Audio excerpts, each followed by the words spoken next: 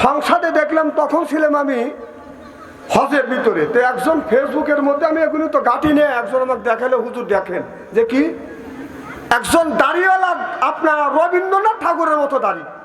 রবীন্দ্রনাথ ঠাকুরের কিন্তু আমি দেখি নাই, কে কিন্তু ছবি দেখছি, এত বড় বড় দাড়ি। সেই বলতেছে যে সংসদের মধ্যে কিছু বিরোধী দলের নেত্রী এসে এমপিরা কথা বলতেছে, তাদের মুখ দেখা যাচ্ছে না, অর্থাৎ ওনারা পর্দা করে কথা বলতেছে, ও লুচ্চ, ও মুখ দেখবে। মানে লুচ্চ দেখছি, এইরকম শালাক দেখিনি দাঁড়িয়ালে, এত বড় বড় দাড়ি। কয়েকদিন পরে আরেকজন বর্তমান সরকারের একটা এমপি, মহিলা এমপি, উনি ঠিক মতো ভাষণ দিতেছে, ইংরেজি দিয়ে, বাংলা দিয়ে, উর্দু দিয়ে, আর ফার্সি দিয়ে। না না, ফৌজু বাগান একজন মহিলা, কাঁচা রাস্তা, কি রাস্তা? কাঁচা রাস্তা। সেই মহিলা যখন বক্তৃতা দিচ্ছে, কোন মুসলমান যার ভিতরে এতটুকু ইমান আছে, ওই লোকটা ওই দিক তাকাইতে পারবে? ওই দাঁড়িয়ালা লোক ওইটাই চাইছিল। আর মদিনা সনদে, আমাদের বাংলাদেশে সংসদে মদিনার সনদ চালু হয়ে গেছে, মাথায় কিছু নাই, বুকে যে ওড়না রাখছে ওই দিকে টাকা নিয়ে যাচ্ছে। এই কথা বললি আমার কিছু ভাইদের কলিজায় লাগবে না। না, মুসলমানের দেশে এই অবস্থা যদি আপনার মেয়ে করতো, আপনার বোন যদি এরকম করতো, আপনার বউ যদি এরকম বলতো, আমাদের মেয়েরা যদি করতো, আমার বউ যদি করতো, মেয়েরা যদি করতো, বাড়ির থেকে বের করতাম, বউ যদি করতো, তালাক দিতাম। কথা খারাপ বলতেছি নাকি? এইগুলো মদিনার সনদ। হ্যাঁ, বললেন কি আর করেন কি? আল্লাহর কাছে হিসাব দিতে হবে। যারা কথা দিয়ে কথা রাখে না, তারা হলো মুনাফিক। কথা বল না কে? যারা কথা দিয়ে কথা রাখে না, তারা কি? মুনাফিক। আপনারা যদি কথা যদি না রাখে, আপনারা চিহ্ন তো মুনাফিক হবে। আমার ভাইরা, আমার মুসলমান ভাইরা, আল্লাহর হাবিবের পিয়ামতেরা ভালো করে লক্ষ্য করে শুনুন, আমলে নিয়তে বাদন শুনতে হবে। ও বাজার, সেই টাঙ্গালের ভিতরে, এই টাঙ্গালের জমিনে আপনার এখনো ওই দুইজনকে বাদান, ওই মেয়েটাকে, ওই পুরুষটাকে বাদান অ্যারেস্ট করা হয় নাই। সরকারকে বলবো, এদেরকে নিয়ে আপনার ধরিয়া নিয়ে আইনের আওতায় নিয়ে বাদান, আইন সম্মত আপনার কোরআনের বিধান অনুযায়ী আপনি বিচার করেন। আপনি যদি একটা সঠিক বিচার করেন, আর কোনো ভাই, কোনো শয়তান এই নিজের বোনকে বাদান বিয়ে করতে সাহস পাবে না। চিল্লা কোন ঠিক কিনে? এইটার যদি বিচার না হয়, দেখবেন আবার ধীরে ধীরে এটাও চালু হয়ে যাবে। জোরকান নাউজুবিল্লাহ। তাহলে এগুলো হলো শয়তানির লক্ষণ। কি লক্ষণ? তাহলে যে আপন ভাই, আপন বোনের সাথে বিয়ে যে করে, তারা কি? শয়তান। জোরকান কি? শয়তান। আমি তো হামুর সম্পর্কে, আপনাদের জিন সম্পর্কে ধারণা দিয়ে, আমি বাস্তবের সাথে কোরআন দিয়ে, হাদিস দিয়ে আপনাদের বুঝে দিই। জিকির করুন লা ইলাহা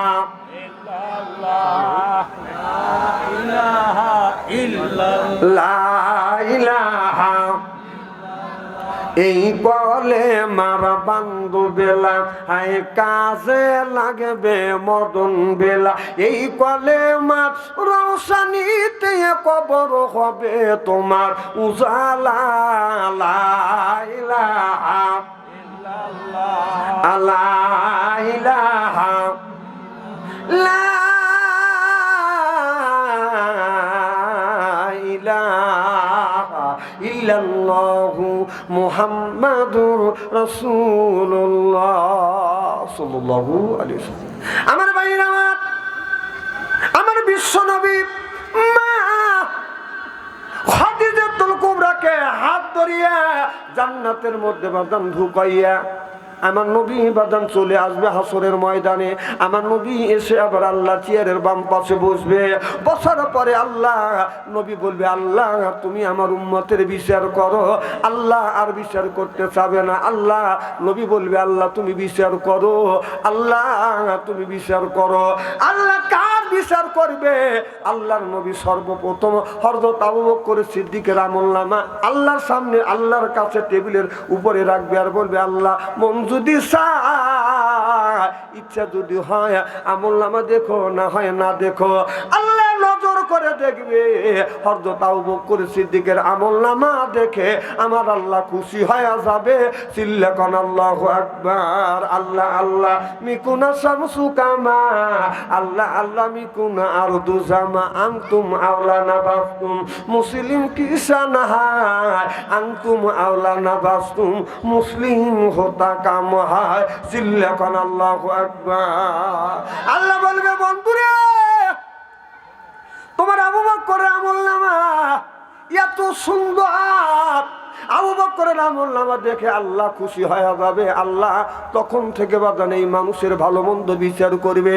যারা ভালো মানুষ, যারা পাঁচ ওয়াক্ত নামাজ পড়ছে, রোজা রাখছে, হজ করছে, যাকাত দিছে, মিথ্যা কথা বলে না, এই বিবিকে পর্দায় রাখছে, নিজের জীবনটাকে কোরআন দিয়ে বাজান পরিচালনা করছে, তাদের বিচার করবে। আল্লাহর ডান পাশে আপনার সাজায় একটা পাথর থাকবে, এটা হলো জান্নাতি পাথর।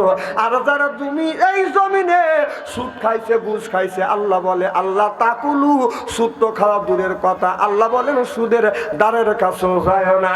আল্লাহ আয়াতের মধ্যে বলেছেন কুলু মিন তাইয়্যিবাতুন মা রাযাকনাকুম, আল্লাহ বলে আগে হালাল খাও, এরপরে ইবাদত করো। হালাল খাইয়ে ইবাদত করলে এই ইবাদতটা কবুল করবে কে?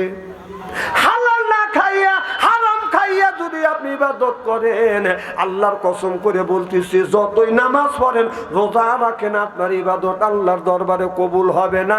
কুলু মিন তাইয়্যিবাতুন মা রাযাকনাকুম, আগে হালাল খাও, এরপরে ইবাদত করো আমার আল্লাহ।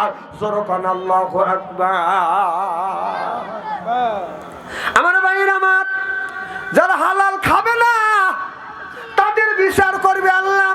আল্লাহর নবীর বাম পাশে একটা কালো একটা বোনকে বিয়ে করছে, আপন বোন আপন ভাইকে বিয়ে করছে। নাউজুবিল্লাহ। এই জন্য এটা আমি সরকারকে বলবো, আপনারা যখন ক্ষমতায় এসেছেন আসার সময় বলেছিলেন এই বাংলার জমিনে আপনার মদিনার সনদে এই বাংলার জমিন চলবে, এই মদিনার সনদে এই বাংলাদেশ চলবে। আপনি যদি মদিনার সনদ যদি চালু করতে চান, কোরআনের আইন দিয়ে যদি দেশ শাসন করতে চান, ওই দুইজনকে ধরিয়া বিচার করেন। কথা কন না কে?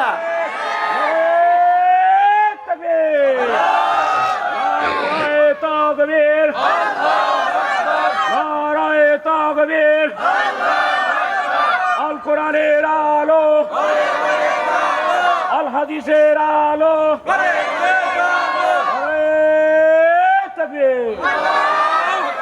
আর মদিনার সনদ দিয়ে দেশ কিভাবে চালাবে, আর বিচারটাই কিভাবে করবে?